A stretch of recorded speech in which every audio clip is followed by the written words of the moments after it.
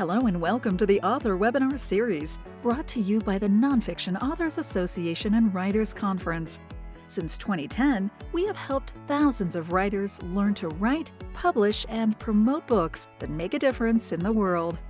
If you are seeking guidance for your own author journey and want to reach your goals faster, you can learn about membership benefits, courses, and additional resources by visiting nonfictionauthorsassociation.com. We look forward to connecting with you and hope you enjoy this webinar.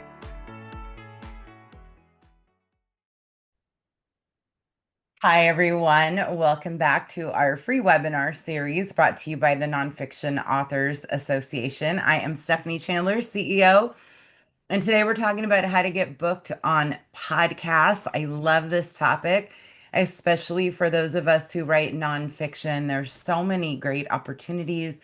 I think podcasts are a really underutilized opportunity for nonfiction writers. So we're going to dig in. Before we do, I just want to mention those of us attending live, I will take questions at the end.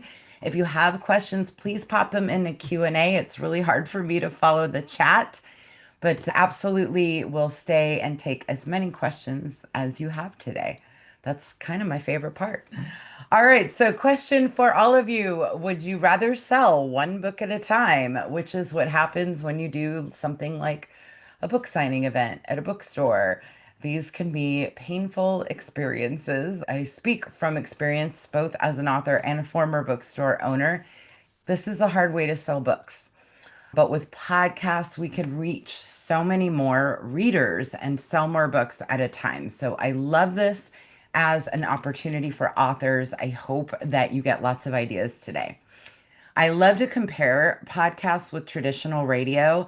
Traditional radio has been around forever, obviously, but it is harder to land these interviews and they tend to be brief. So it might be 5 to 15 minutes. Traditional radio tends to move fairly quickly, especially if you're doing like morning drive time radio. Listeners are often in their cars. They're not captive audiences. They're not there with their phones ready to make a purchase. And there's no real longevity to traditional radio. So once you do an interview, it kind of evaporates into the ether versus podcasts, which can live on forever. And if you're a podcast listener, maybe you've noticed, I know for me, as I love listening to podcasts, and once I find a new show that is new to me, I will often go back to the archives and listen to previous episodes. And a lot of podcast listeners do that as well. So therefore, your episode can live on for years. These interviews also tend to last longer. They can be 15 minutes up to 60 minutes long. A lot of these shows have a niche focus. They reach a very specific target audience. And if we align that with your audience, that can be of great value. Podcasts promote their programs prior to your appearance and often afterwards. It's on social media. And again, it's in the archives. So I think podcasts just have so much value. They also, for those of us in nonfiction who maybe want to build thought leadership or credibility, podcasts are a great way for you to share your knowledge and experience. Repeat exposure. We want to get in front of potential readers. They may not always make that buy decision the first time, but if they see you on multiple podcasts or see you in different places online, that can be helpful. You can also leverage podcasts to grow your email list. I'm going to talk to you about that. And of course, our ultimate goal is selling more books. So, you guys, I hear these challenges from authors on a daily basis. Lots of mistakes are being made. And I know, look, again, I speak from experience. I've learned many things the hard way. Maybe you're wait until your book is released to think about your marketing. Maybe you've launched it at the wrong time of year. Maybe it's the wrong length. But the real key to everything to do with your book marketing, in my opinion, is to choose a niche focus. And that means that we're going to get really clear about the target audience. We want to stand out. There are some estimates that as many as 1 million new books are being released to Amazon every year. Our books are a drop in an ocean.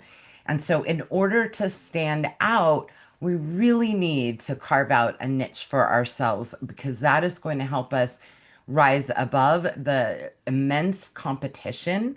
And knowing your target audience and really focusing on your niche is going to inform all of your marketing decisions. It's going to help you decide what podcasts you want to be on. It can help you land book deals. So let's go through some real world examples. This is my dear friend Donna Maria. She runs the Indie Business Network. She is an attorney, or she would say a recovering attorney, who taught herself how to make lotions and soaps and really enjoyed it and was selling them and realized she could teach others how to do that. So back in the late 90s, she launched the Indie Business Network for makers who make and sell products on sites like Etsy. So imagine when you have a growing community and you're helping a niche community of makers, that is a really unique topic. She doesn't have a ton of competition. So it led to her getting a book deal that, by the way, 20 plus years later is still in print because she's nurturing this community. And her topics are how makers can grow their businesses and how to cultivate community. I happened to be in Lake Tahoe recently, one of my favorite places on earth, and I saw a book display in the little diner that I had breakfast in.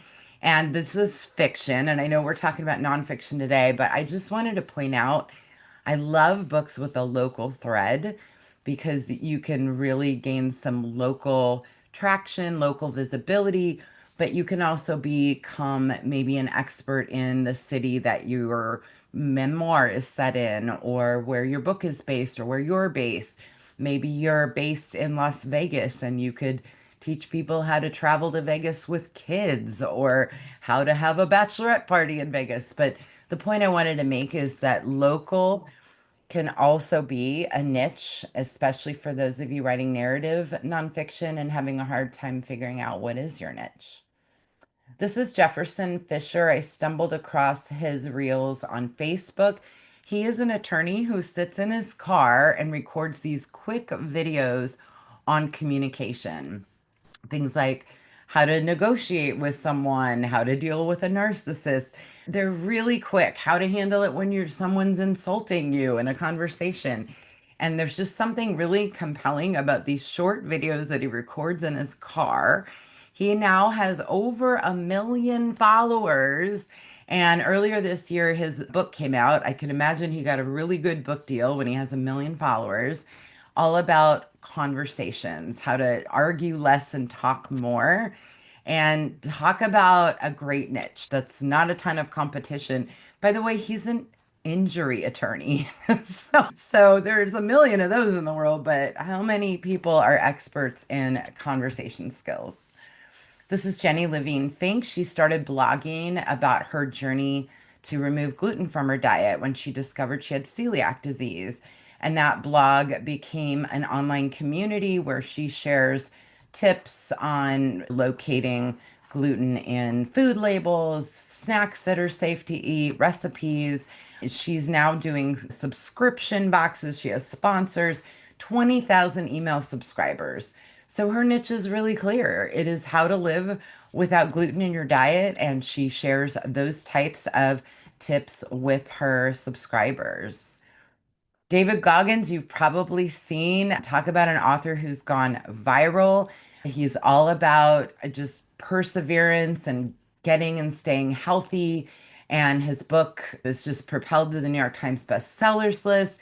And look at the clear niche here, right? So it's about how he went from overweight to incredibly fit as a Navy SEAL. And this is his primary topic. I would imagine many of you are familiar with the Gottmans. They formed the Gottman Institute and they essentially are experts on couples and relationships. She's a therapist, he's a researcher, I believe, and I believe a professor, been a professor. So they've done all these studies and they're always on podcasts. I constantly see them still on podcast appearances and tons of media talking about relationships, and they've written a ton of books on it. Really clear niche focus. Dr. Gabor Mate is a physician who specializes in treating people with addiction up in Canada.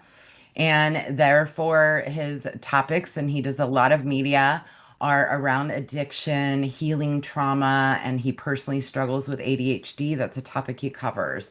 But primarily, he's been all about addiction and healing trauma. And that has really led to a lot of career opportunities for him and media coverage. So, all these folks have in common what you and I have in common. They are writers who are carving out a seat at the table within a niche. They're carving out a niche for themselves. They're understanding who is their target audience and then what their interests, needs, and challenges are and how to serve them. So, how can you get clear? And if you've been with me a while, you know I really care about target audience. I really believe it's the key to everything. But what is the gender of your audience? What is their age range? What phase in life are they in? Are they retiring? Are they thinking about retiring? Are they young parents? What is it? And then for those of you writing the narrative, the memoir, you have a thread in your work, I promise you. So, whether it's the city where it's set, the type of challenge that you overcame. Memoirs should be about some sort of story arc where you've overcome something in your life. So maybe it's about surviving the loss of a spouse. Maybe it's about overcoming or living with a specific illness. Those things can be your niche focus. And as someone who has that lived life experience, that gives you the credibility to talk about that topic. So you want to be thinking about those things within your narrative nonfiction. Those of you writing science or history, those things can be fairly obvious. Can you share interesting facts based around your topic or things that people don't know about? Could you go on a show and talk about undiscovered history? People love military history, for example. So, what kind of interesting facts have you uncovered or stories that you can share? There are podcasts that are looking for that. And then when you're thinking about your readers, what is it that motivates them and also your podcast guests? So generally, people are looking to improve their lives in some way. And often that means we're teaching them how to do something or we're entertaining them. But I would say 99% of the time, it's going to be easier for you if you're aimed to teach people how to do something. So whether it's accomplish a goal, maybe it's to lose weight or to get a better grip on their mental health or improve their relationships with their teenagers. So think about your target audience. What are they challenged with, and how can you help improve their lives in some way? Now, if we go back to the David Goggins example, it's funny because I actually downloaded his book and I started listening to it and I realized I am not his target audience at all. His demographic is definitely men. And I would say somewhere between 35 and 55, men that are wanting to get healthy and really relate to the military approach, to just kind of that hardcore intensity. That is not me. So I was not the right audience for that. But his audience is really clear, and therefore he's all over on the podcast circuit and other media.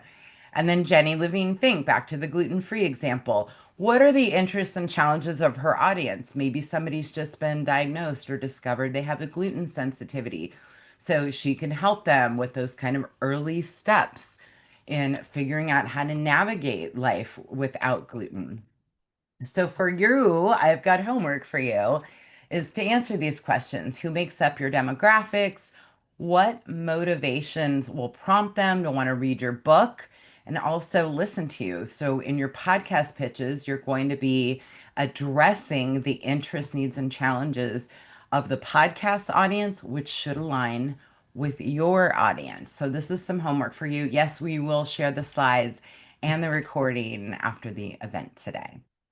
So, helping you narrow down your topics, there are certain topics that will always be evergreen, and that's, business, travel, health and wellness, relationships, parenting. All these things are topics that people will always be interested in: science, history, genealogy. These are topics that have great interest for people, and you can carve out your niche within these topics. So maybe you have a memoir about traveling for 2 years around the world. So maybe you're about how to travel solo or how to pack and travel lightly or how to find inexpensive places to stay when traveling. Just anything you can do to carve out a niche within your subject matter. Women's issues, those of you writing the narrative books, maybe, if your book is about getting divorced, you could certainly coach people through that time of life or going through any kind of health challenge. These are things that you can share. All right. And then here's another bit of homework for you. I love to assign homework. Aim for three primary topics that you are going to be pitching to the podcast. These can also, by the way, be your speaking topics. So, your topics for podcasts and your topics, if you're interested in professional speaking, can be very similar, very well aligned. Keep in mind, you want to improve the audience's lives in some way. And the titles and descriptions really matter. So we want to be really clear and we don't want to confuse the audience. So you don't want to have a topic on traveling solo through Europe and then how to care for your aging cat and then 6 ways to add more romance to your life. That's very confusing. That is not going to help you stand out as an authority in your subject matter. So we want to be really clear what our topics are. All right, let's go on a podcast tour. Tour steps. We start out by defining the topics. You're going to come up with three topics and what the benefits are to that audience. You're going to write your pitch.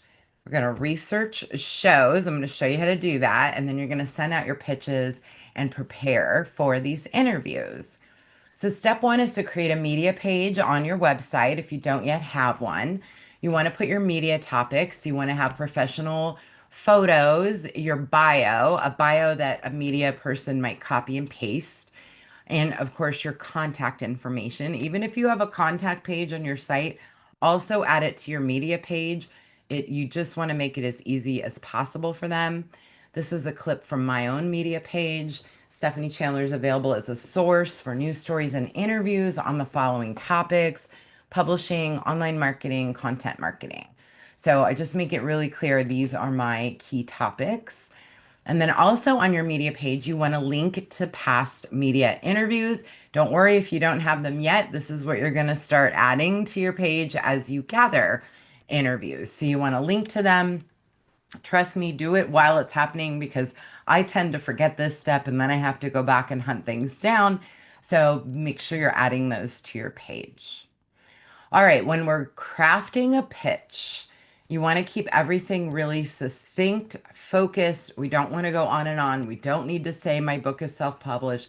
We just need to focus on delivering value to the podcast audience.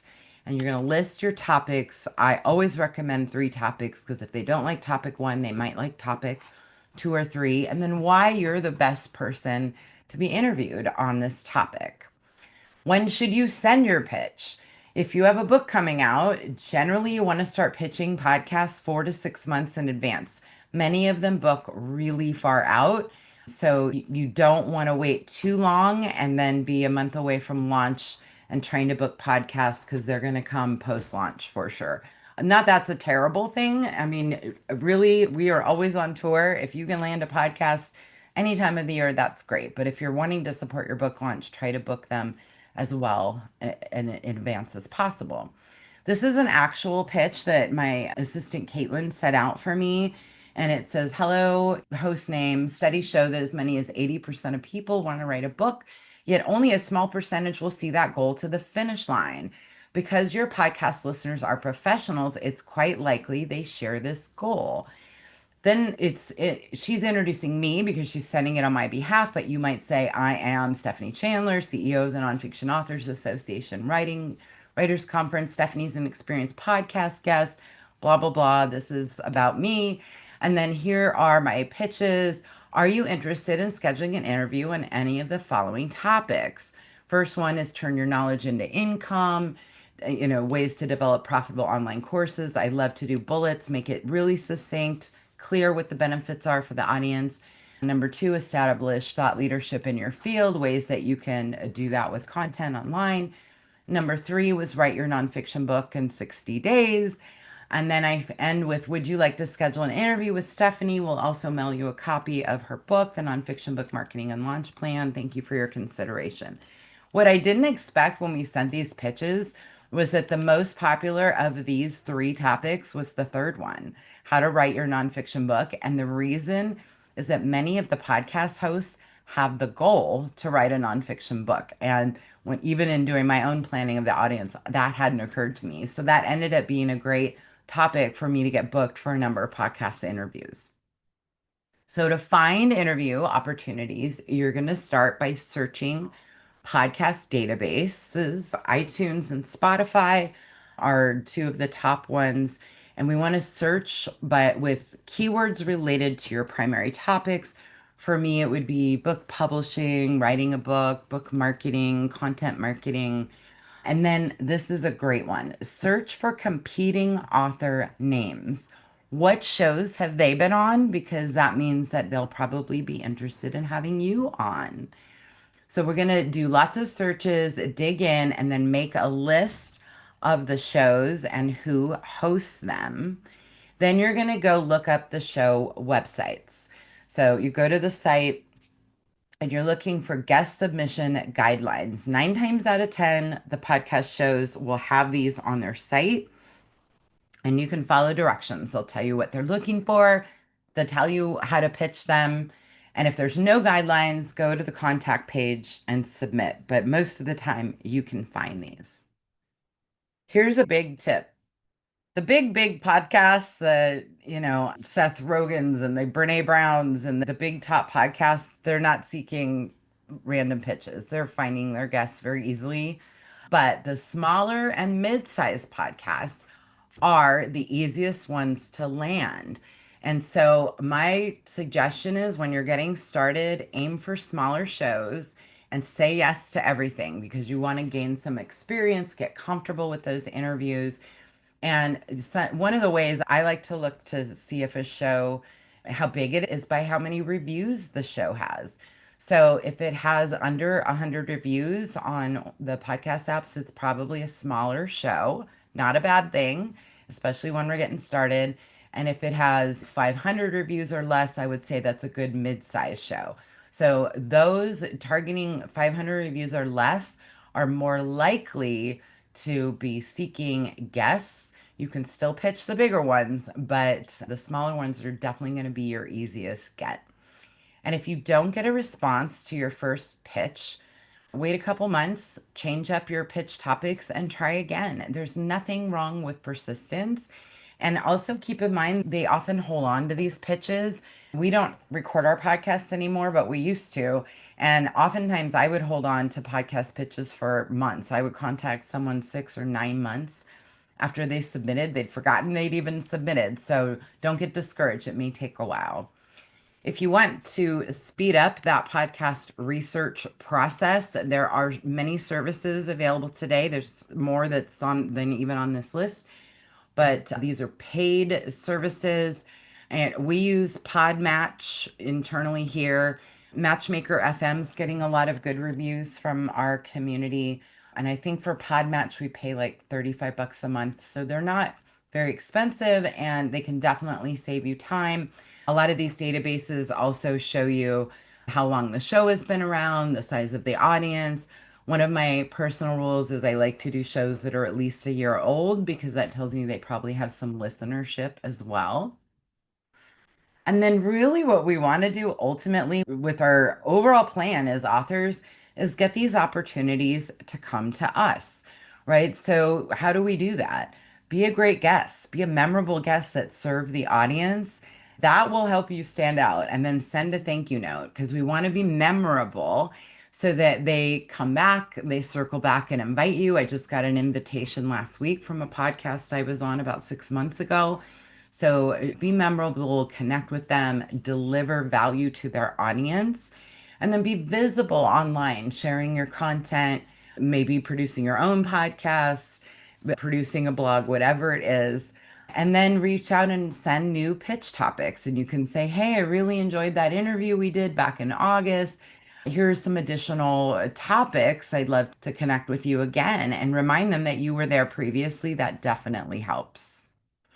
All right, now we're going to get ready for these interviews so that you come on prepared and can really dazzle when you're there. Step one is I always create a list of interview questions. A lot of times, there's two reasons I do this. One is sometimes they will ask for them. Not as often today. That used to be really common, but sometimes they will ask for them. And then the other thing is, this is the best way for you to prepare to be a guest. Anticipate the questions you're going to be asked and prepare your answers. I strongly recommend brainstorming the questions, maybe even brainstorming it with an author friend, someone in our community, and then write out your answers and practice them out loud. This will help you get more comfortable being a podcast guest that looks polished and is memorable. And then you're going to literally practice these out loud. I don't do this anymore, but I definitely did this early on. It was a tactic that I learned through professional speaking training is to practice out loud. And that way you have your answers prepared. This also comes in handy if you suddenly get nervous. So I've had this happen with, boy, early on, you guys, I hated being on camera. I did a lot of television, local TV shows. I did Australia's Morning Sunrise 7. I did a variety of TV shows over the years. I did CNBC, and that go light would come on, and I swear I was like a deer in headlights. So having my answers memorized really helped me get through that. And same thing when speaking live to a large audience for paid speaking or in-person speaking opportunities. Practice your opening and your closing. That will always serve you well in case those nerves kick in. And by the way, if the nerves kick in, here's my other tip.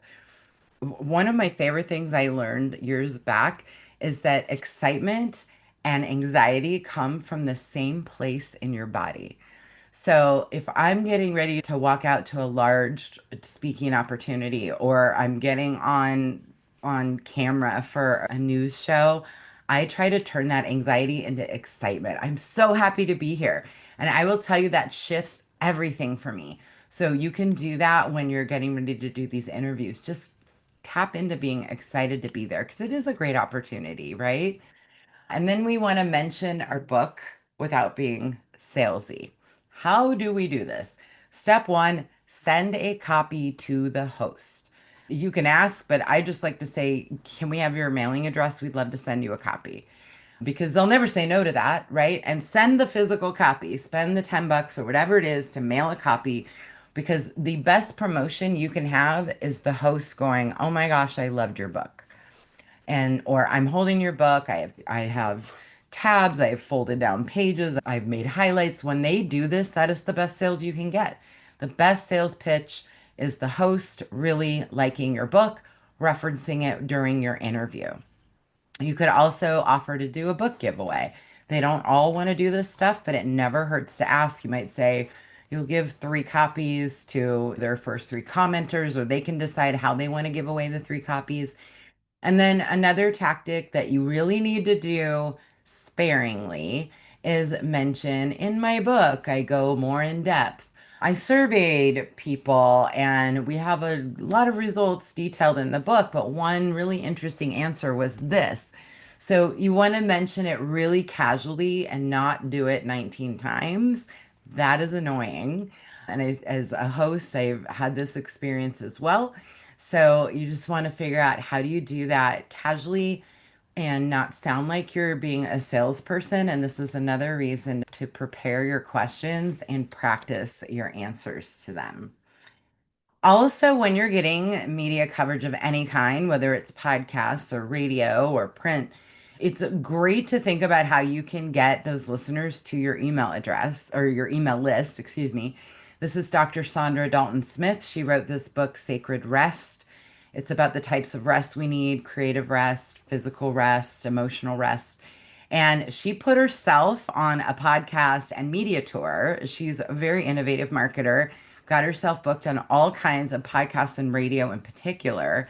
And instead of making it all about buy my book, buy my book, buy my book, she would say, I created this free quiz that you can take over at restquiz.com. And she used a free WordPress plugin to create this quiz. You can still go and take it. It's at restquiz.com. She had, would you believe, over 200,000 people have taken this quiz.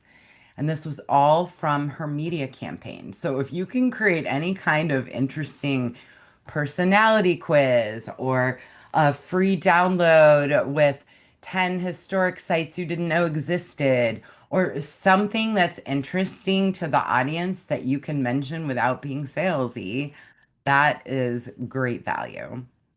We also need good equipment when we're doing these. I'm talking to you from a Blue Yeti microphone. It's a great mid-level microphone. It's about $100. I really like it. Audio Technica, there's other types of mics as well. I also have a tripod to adjust my camera so that it's at eye level and I'm not looking down at you. And oftentimes, the camera, if it's built into your laptop, you're not going to get the right angle. Or if your laptop is older, the quality may not be great. So, I do often recommend that you purchase a separate Logitech webcam. That's what I'm on, under $100, really inexpensive. And also, your web camera should not be your microphone. The sound quality is not strong enough. So that is why we need that separate Blue Yeti or whatever microphone that's close to you so your sound is crisp and clear.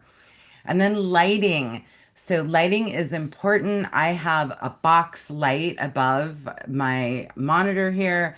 It's hard when you wear glasses because when I look up, there's a reflection. I've tried to soften it a little bit. A photographer friend told me I could do this thing where I could bounce light off a light box. That's way more effort than I want to put in. But the point is, good lighting, it makes a big difference. It, by the way, smooths things out, makes us look younger. Michelle Pfeiffer was asked, what's the key to aging? And she said, good lighting. And let me tell you, it's entirely true. So, good lighting. For a long time, I just had a desk lamp. And then I eventually got this box light. And again, not an expensive purchase, maybe $50. And then we want to have a thoughtful background. I love seeing people using some of those uploadable backgrounds or interesting backgrounds. If you don't have a background that's you can use, there's lots of filters and things you can use. And then the iPhone earbuds are really great quality. That's another option. I don't personally like having headphones and things on, but a separate mic and a camera will work great for you. After your interview, you want to make sure you add that interview link to your media page and share on social. Put it in your email. Let people know you've done this. That adds to your credibility. And then don't forget to send that thank you note and resend pitches in a few months. You don't want to do it right away. They're not going to have the same guests back to back, but maybe 4 to 6 months, I would say, is a good window. And then I want to bring this back to remind you that podcasts need guests, especially the small and mid-sized ones. I hear this from podcast hosts all the time. We need guests. They're mining for guests, they're looking for guests. We make their jobs easier when we reach out and send them interesting pitches that align with their audience. And you are an authority in your subject matter, whether it's the history that you've researched, the illness that you've battled, whatever it is you've overcome, whatever your subject matter is, you have value to share and your life experience has value. So I always want to emphasize this because it's very common to struggle with that imposter syndrome early on and feel like, well, there's other people who know more than me. And that may be true, but guess what? You know more than the average person about your topic. I mean, if your expertise is in aerospace, you know a heck of a lot more than the rest of us on aerospace, right? Or on living with diabetes. And for anyone who doesn't live with diabetes, guess what? You know more than they do. So please know that you have value to share based on your real life experience. We want to remember it's not about our books, it's about serving the audience. Book sales are a result of being a great guest. I listen to a ton of podcasts, and without fail, if I enjoy the interview, I look up the guest's book without fail every time. So you want to just give a great interview, deliver value. That is going to lead to the book sales. And then be a great guest, be memorable, send that note, send something that will make them remember you. Even send a book afterwards, or your new book comes out in a few months, send that with a note that says, "Hey, I'd love to be a guest. Here's a few more topics." And then these interviews, like anything we do repetitively, get easier with time. So, yeah, you'll probably be a little bit nervous at first, but remember, tap into that excitement, but be prepared, know your answers, know your questions. And each time you do it, it gets easier and easier, I promise you. Another thought with all of this, maybe you want to host your own podcast if that sounds interesting to you.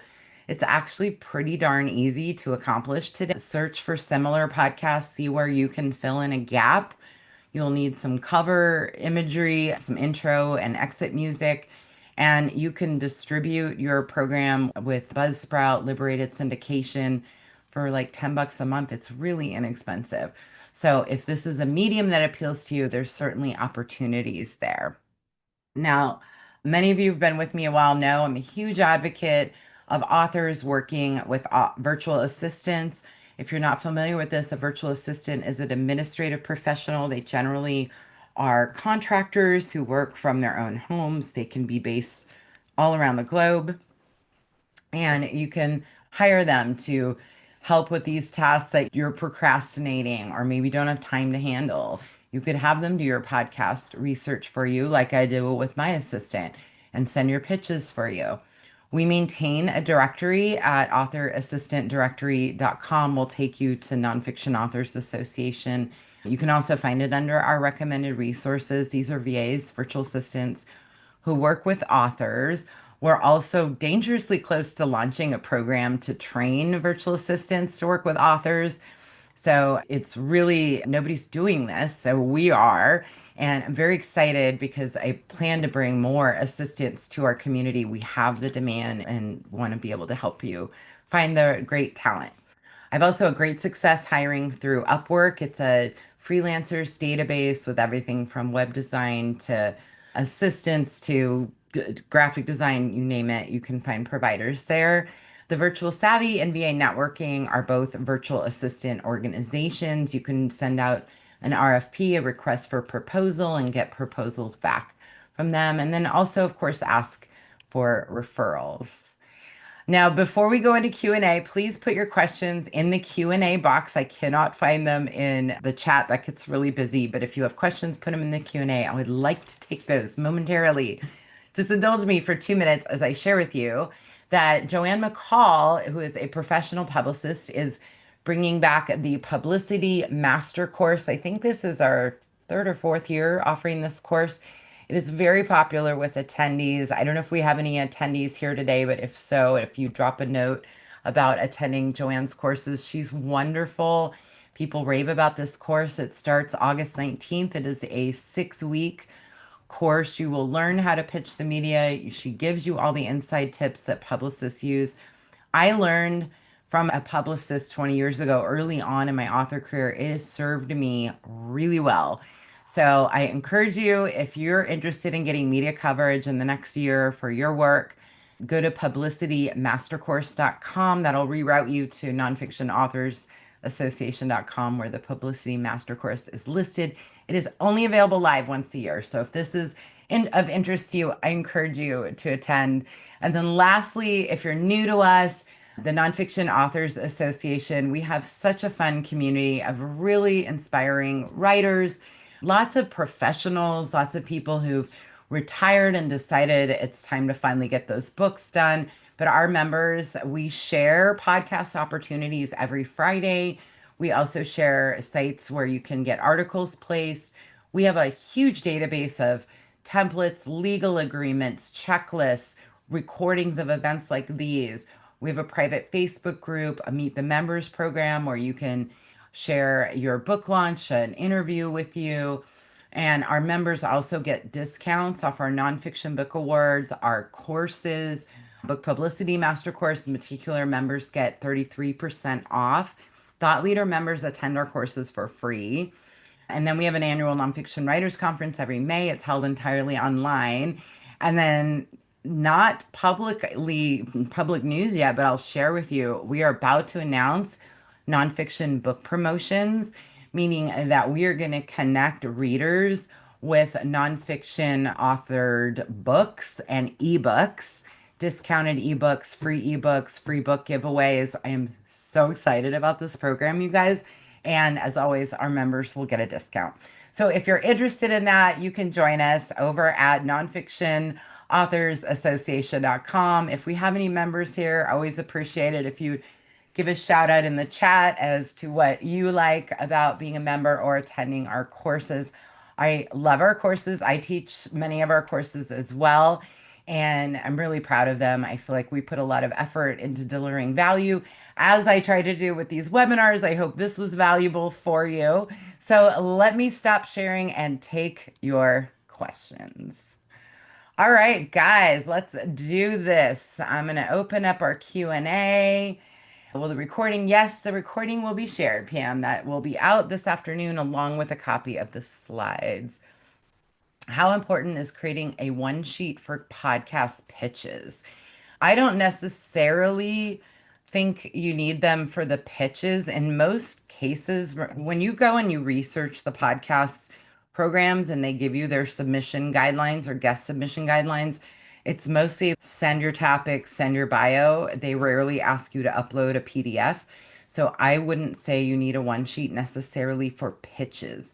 What you may want to do once you book a podcast is send your media sheet with your interview questions. That's how I do it. And say, hey, here's some sample questions in case they're helpful, right? Just to make it easy for them with a bio that they can read. And that just also helps you look as professional as possible. How long do you expect to be on a podcast? So it depends on the show. And I didn't say this, but I should have listened to the show before you're a guest or maybe even before you pitch to make sure it's a good fit. Many of these shows have one guest on for the entire hour. Some of them have multiple guests over the span of an hour. So listen to the show. That it's going to vary depending on the show. But also listening helps you understand what the format's going to be like. What is the pace? How do you keep up with this host? Is it quick? Do they look for long answers? This listening will help give you that kind of insight as well. Wearing a headset, you can do it. Does it detract? I would say yes. A lot of podcasts are now video based. It used to just be audio. Many of them have moved to video. So can you do it? Yes. Is it common? Fairly. But I think it's distracting. I don't love the headsets, but that's just a personal preference. I think it's fine if that's what works for you. Where is my microphone? My microphone is right here. So it's right in front of me, pointed at me, and it does a pretty good at blocking out the surrounding noise. That's part of getting a good microphone. You didn't hear the garbage truck and the gardener and the cat outside the door. Send thank you notes by email. Generally, yes. I still love an old school handwritten note. So occasionally, if I am slow down long enough to do it, I will do that. I will say I love receiving them. Conversely, as a host or as someone who features speakers at our events, and I remember when someone mails me a note. So if you send them by postal mail, that will definitely help you be memorable. Pitch podcast pre-publication. That's when you should pitch. Now, so this is a good question, GH, because going on podcasts before you have a book, it can help you start to build credibility and get some experience, but it might be easier to have your book available on pre-sale or to be collecting emails for the book launch, something like that. But yeah, can you do it? Your book's not going to be out for a year. Can you start now? Sure. You can start now, start building relationships with those podcasts. And then when it's time to pitch them in 6 months, you'll be able to say, hey, I was a guest. Here's some more topics. So, sure, you can do it that way too. Pat, how many of these podcasts are visual? More and more of them, because now the podcast apps are supporting video. It used to just be audio only. So we're seeing more of that. And then a lot of them put the podcasts up on the podcast apps and on YouTube, and they slice and dice clips for social media. So definitely expect to be on video. At this point, I expect it's going to be on video unless they say otherwise. Should you ask podcast hosts to send the list of questions that they might ask you?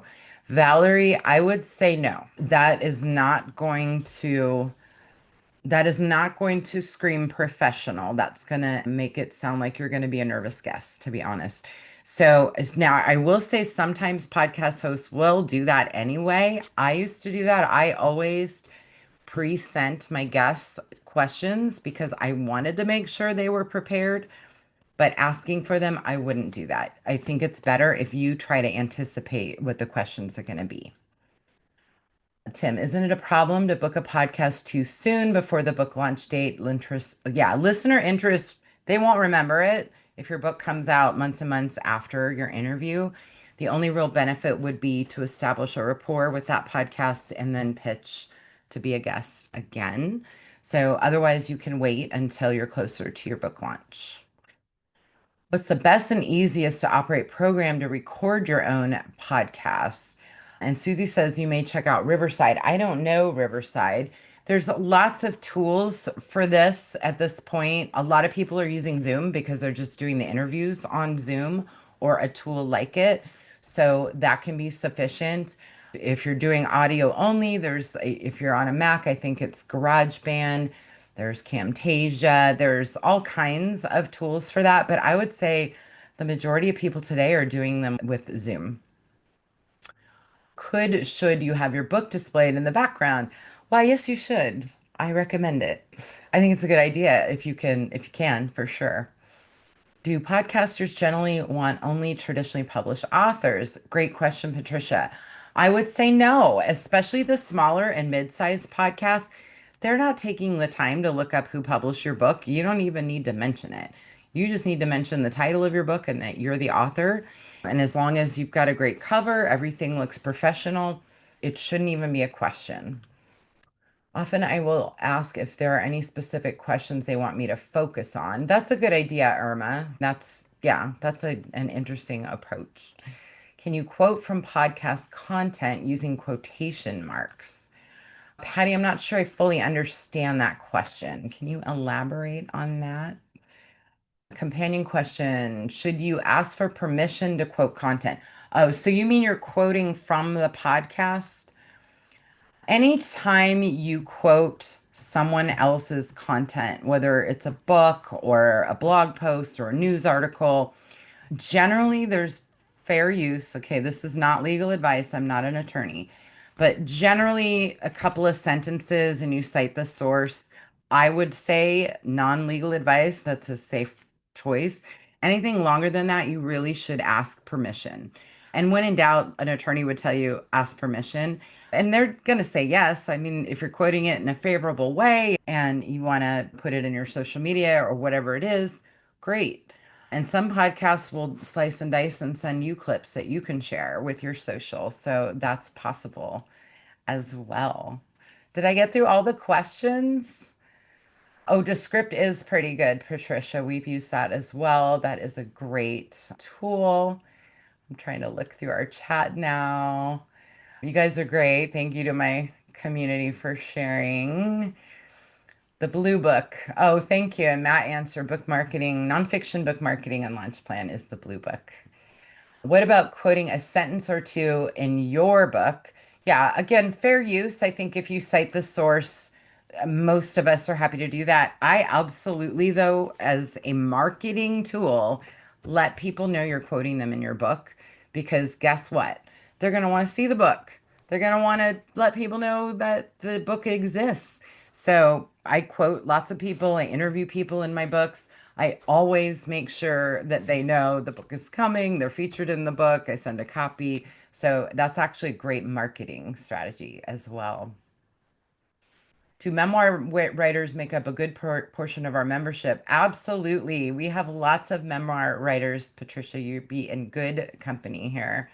And also, we have history, true crime, science, lots of prescriptive, spiritual religion. Those are some of our top categories. Business books, health and wellness, I would say are all our top categories in our membership. I love our members. So I lead 2 Zoom calls a month, similar to this, where one of the calls we do a Q&A. We do Brady Bunch style meeting and just an open Q&A. If you have questions, it's a great place to come and get them answered. We have other publishing pros who show up. I love those events. It's really fun for me to hear what's on the mind of our community and help answer those questions. And then we have a meeting, in fact, tomorrow, first Wednesday every month at 10 a.m. We have our author brainstorm exchange where we put members into small groups in the breakout rooms and they brainstorm and work together. This has been a really fun way for members to get to know each other and form alliances and support each other. So I just think we have a really cool community. I love our members. Many of them are here today posting nice little comments. I appreciate that. And last call for questions. Did we miss? I can't get through all this chat, you guys. So if you have a question, please pop it in the Q&A. And I will just remind you the book publicity masterclass starts in 2 weeks from today. It is that course receives rave reviews from attendees. Joanne McCall is a very experienced book publicist. She really does share her best knowledge with her students, and it's only live once a year. Otherwise, it's available on self-study. So great stuff. All right, guys, I think we did it. Thank you so much for spending your time with me. The recordings and the slides will be shared later today. I hope to see you in our community and in our courses. And keep looking for our webinars. We have another one, in fact, next week on publicity. That announcement is going out tomorrow, and another free webinar. So look forward to seeing you all. Thank you again. Enjoy the rest of your week. Take care, everybody. Thank you for attending this webinar by the Nonfiction Authors Association. Since 2010, we have helped thousands of writers learn to write, publish, and promote books that make a difference in the world. If you need support navigating the complexities of the publishing industry and want to reach your author goals faster, you can learn about membership benefits, courses, and additional resources by visiting nonfictionauthorsassociation.com.